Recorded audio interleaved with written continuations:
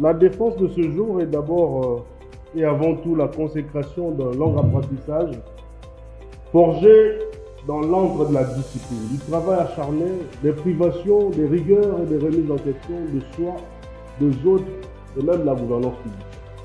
Nous incrustons ainsi dans l'interstice de cette science carrefour qu'est le leadership, avec en toile de fond la lisière permanente d'une éthique de gouvernance et des vertus républicaines invariantes, délivrées de toute forme généralement quelconque des frappes à la médiocrité. C'est donc ici l'occasion de vous remercier, très chers professeurs, pour vos enseignements de haute facture. Et à travers vous, l'ensemble du corps académique et des autorités administratives de l'université protestantes au Congo.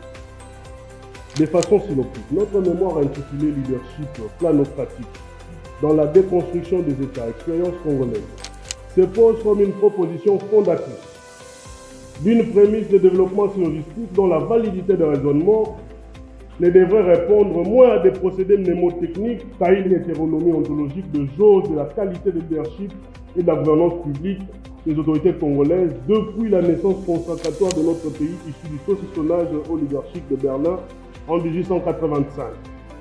Hormis la table de matière et quelques annexes, les travaux se résument en 7 points, allant de l'introduction aux références bibliographiques, en passant par la républicaration, qui s'accorde à souligner l'héritage problématique des structures coloniales et la fragilité persistante des institutions conduisant à une esthétique de démocratie fondée sur une politique du pouvoir, d'une méthodologie mobilisant une recherche de type exploratoire et compréhensive, de sources et de collectes de données primaires et secondaires, d'une méthode d'analyse par codage thématique qui pose l'engrenage d'un cadre d'analyse, de discussions et propositions et d'une conclusion et des perspectives qui autopsie les trinômes néopatrimonialisme, État failli, gouvernance hybride, entendez Mpeke Kazu comme mécanisme politologique de manifestation du leadership planocratique.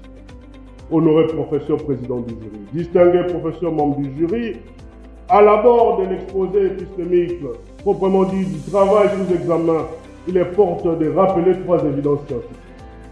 Primo, il n'y a pas d'État sans souveraineté. Secondo, au Congo, l'État a précédé la nation. Tertio, la nation, à l'instar de la souveraineté, sont des réalités dont la constance historique est largement tributaire de la qualité de gouvernance et du désir manifeste et réfragable du vouloir vivre ensemble d'une population.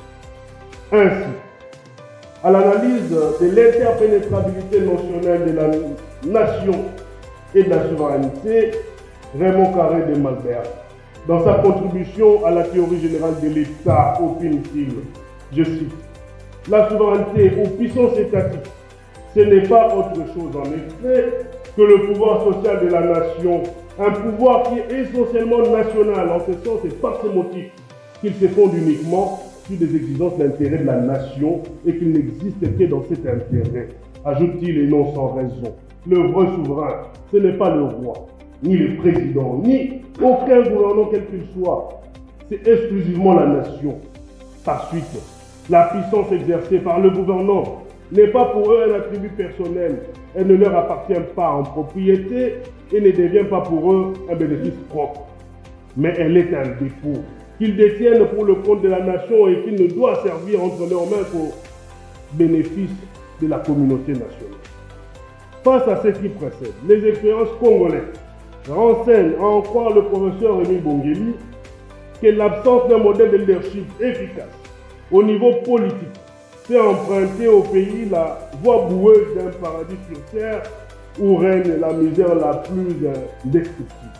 Je tiens à féliciter l'honorable Alfred Liban John Dogio pour les efforts fournis le long du cursus.